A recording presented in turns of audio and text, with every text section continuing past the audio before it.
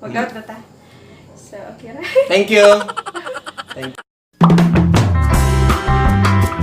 Hi everyone! Welcome to my channel. My name is Shari and I am based here in Cagayan de Oro City. For today's video, we are very honored and privileged because in this video, makauban nato ang isa sa mga MOR DJ diri sa Cagayan de Oro City. So, everyone, please help me welcome Master Poppy. Hi! Kasi tawag sa iyong mga kuan? Wala pa. Wala pa? Oo. Sharonatics. Everyone. Everyone lang. Sharonatics. Sharonatics. Hi everyone! Okay. So, for this video po, magka-question and answer tayo. So, just few questions para sa ato ang guest for this video. Saan nga mga Manid question? ako na siya. Basta wala yung math, ano ha? Wala siya yung math. Wala yung math. Algebra. Wala yung math, algebra. Sige, so, can we proceed? Ay, basta lagi. Basta lang. Basta wala yung test paper. Basta Basta lagi. latest paper. Before we start with the question, I would like you to tell us two things about you in general. In general. Oo. Di maka ni mga sekreto. Dili ra. Oh, sige. I am old enough. How old? Muna, enough lang yun. Enough. And ganahan ko og movies. And I love to interact with people also. But sometimes I also listen, not talk lang. But listen gyapon. So you're a good listener. Basin. So if you are going to rate yourself as a listener in 1 to 10, 10 being the highest, unsa ka maayo maminaw? Kung sa time, so sa quantity, 50% ko. Pero kung sa quality, as much as possible, I try to be 10. 10. Kung gusto kong maminaw dito deeper. Like seminars or mga Oo, pwede. Mausay gani mo question pa ko kay para more in depth yun ba? lagi. So, pag nag-start na itong question ba? Ay mo na dito. Oh, pero gusto pud ko makabaloan na. For you, unsay much better to listen or to speak? Dapat And then, both Oo, para sa ako. both dapat. Kailangan ka mo ka mo speak in a way nga dili ka dapat magpaulahi ang i-voice out ang truth, no? But you have to listen also in a way nga imong kuhaon sa iyang side and not judging first ba kay kung magsimong tag storya nga mao na ning truth mo gining saktong nya wala ta naminaw wala ta kabalo nga sayop na day gyapon ka nga binimong sakto ka dapat maminaw. Like, you know, So before kami mo DJ dapat kabalugid ka kung maminaw sa imong mga listeners. yes. That's points ba? Daghan nakitag points sa mga question. Grabe. Sige, so let's proceed. So, ang question yun, ang pinaka-main is, when did you start your channel and how? Your YouTube channel.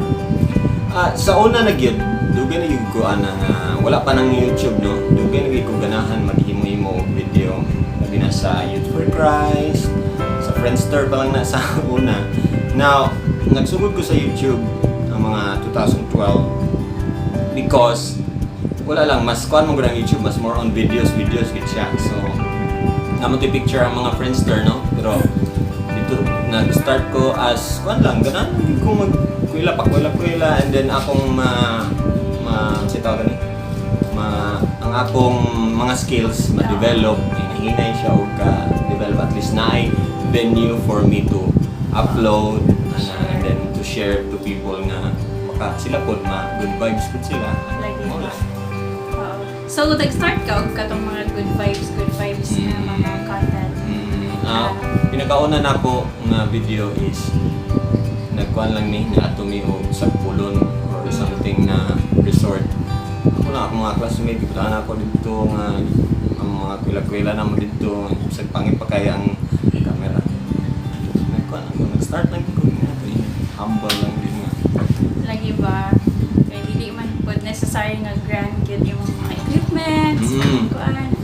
gi-push lang gid akong self nga wala man sa ko una-una pa ato nga maka-earn ta. Oo. Kato ganahan lagi ko. Always gi ko nga fan sa mga movies. Butang yung gani na.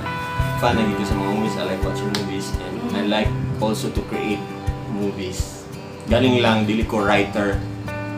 Mo nakaapan filmmaker lang gid ko nga kanang murag cinematographer ba. Oo. Sige, wow. Sige. So, next question or kuan butang is give us 2 main reasons nganong mag-vlog ka. Main reasons. If that is necessary nga katong nag-start ka ha, or karon as you realize sa dihang ga-upload na ka sa YouTube. And mo na imuhang work basis ba or yung standpoint nimo why you are continuing to vlog. Number 1, the main reason yun no is katulad i-develop na ako akong self. Pero kung ato tong tanggalon, i-develop na ako akong skills. Kung tanggalon na to, the main reason nga nung mag-vlog ko is because namanggoy people nga posibleng pwede na akong matagan o wisdom bitaw nga ma-share ko something and balag isa lang na or duha lang na katao nga pwede ma-change lang life. Actually, dili na mag-matter kung dagan ba subscribers or wala. Basta na ay person diha nga posibleng ma-change yung life tungod sa akong sa iyang nakita sa akong channel. And ikadua, because I kuha naman good blessed na kay ko sa ingani ba kabalo kong istorya and then blessed na kay ko sa mga talent or skills. Kabalo ko mag-joke like katawa man sad sila. Pero gihatag ko na ni Lord so I have to share it. That's one of the main reasons yun nga.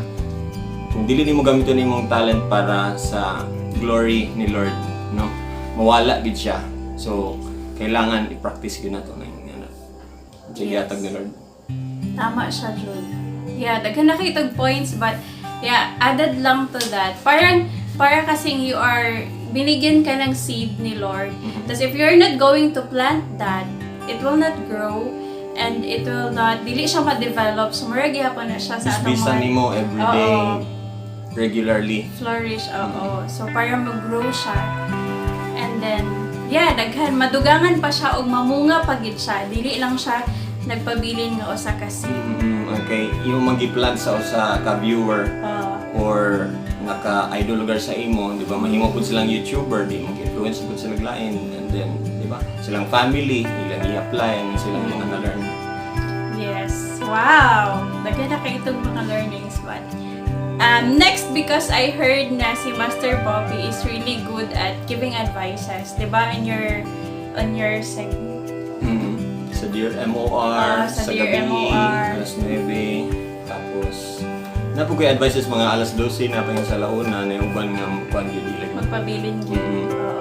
Tapos nakita po ako sa Facebook mong good nga nice imong mga kanang postings tapos sa imong mga vlogs pod kanang mga thoughts bitaw nga imong gina-release. Kanang deep siya or kanang na-jud kayo makuha jud bitaw for me. So the next item is for you to give us your learnings about love. Love.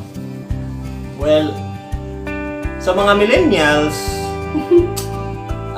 maghinay-hinay ta kay abi na tog love di pa di ay.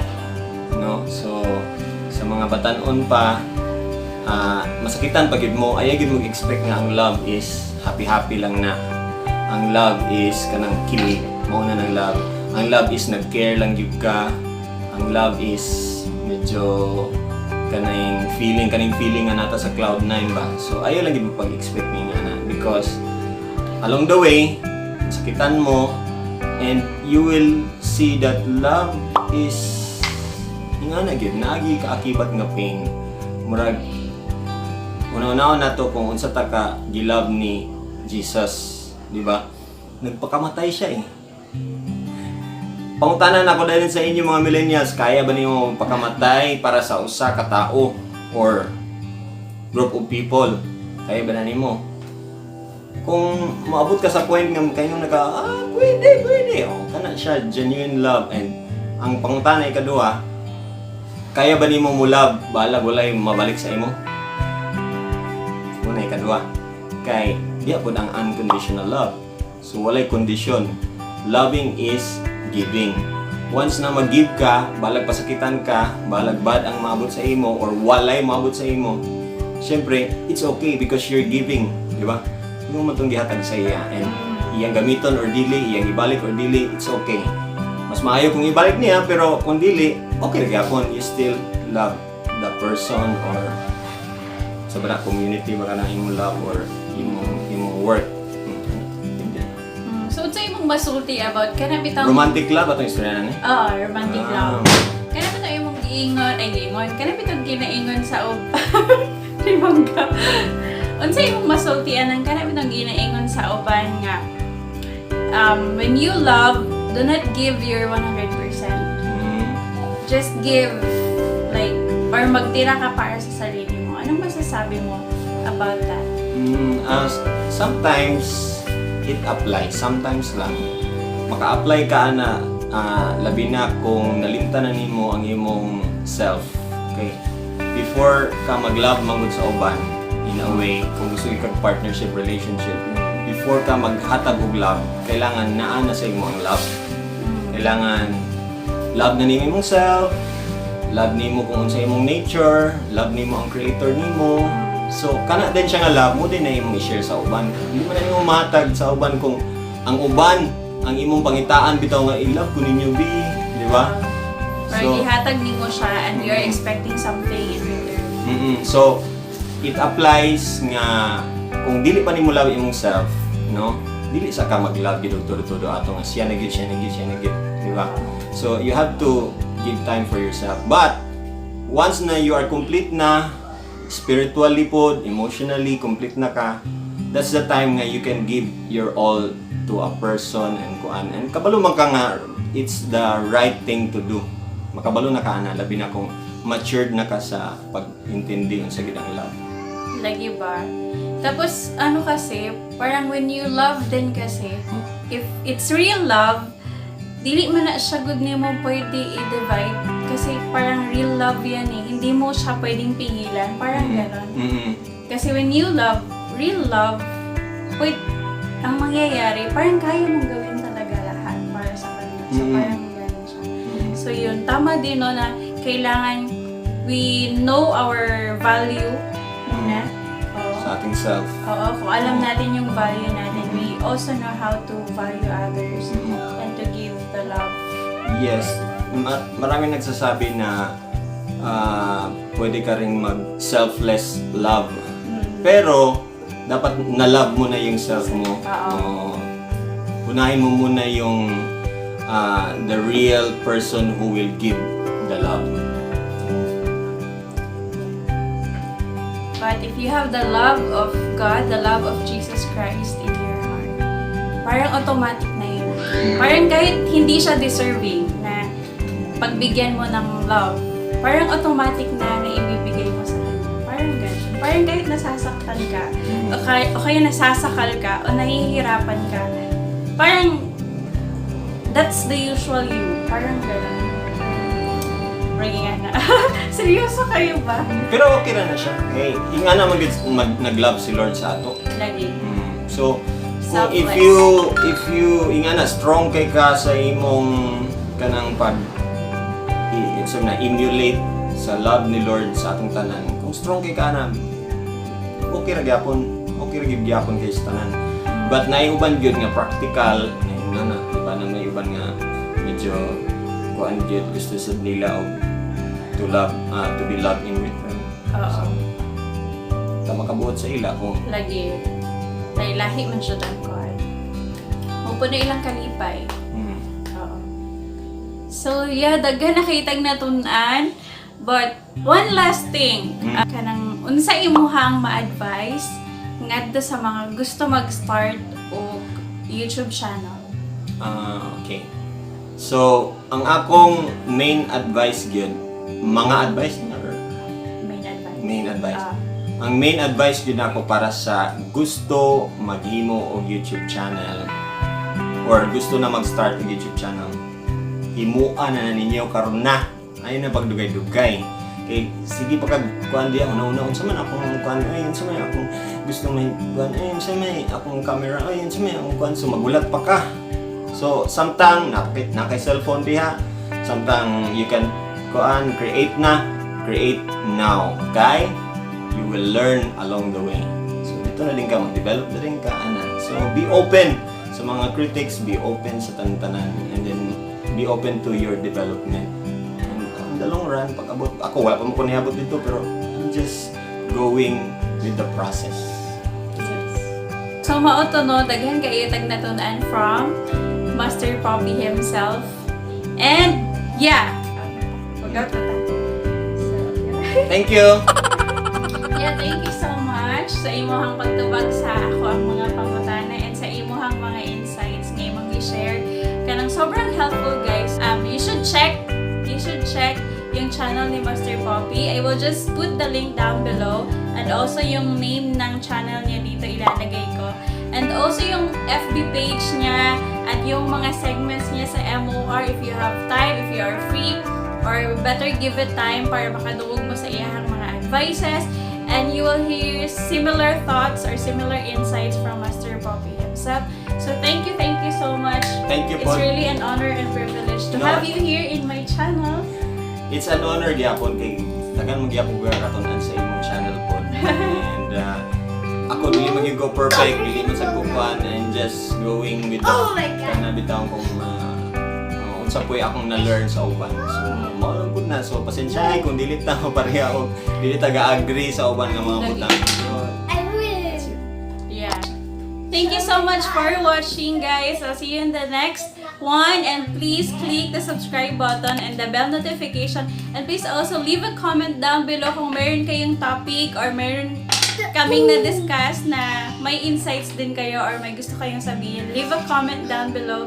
So don't forget to check his channel and subscribe, of course, and click the bell notification also. So para pag may in-upload kami, makikita nyo agad sa notifications na YouTube. So that's all for this video, guys. I'll see you in the next one. God bless everyone. God bless. Bye-bye.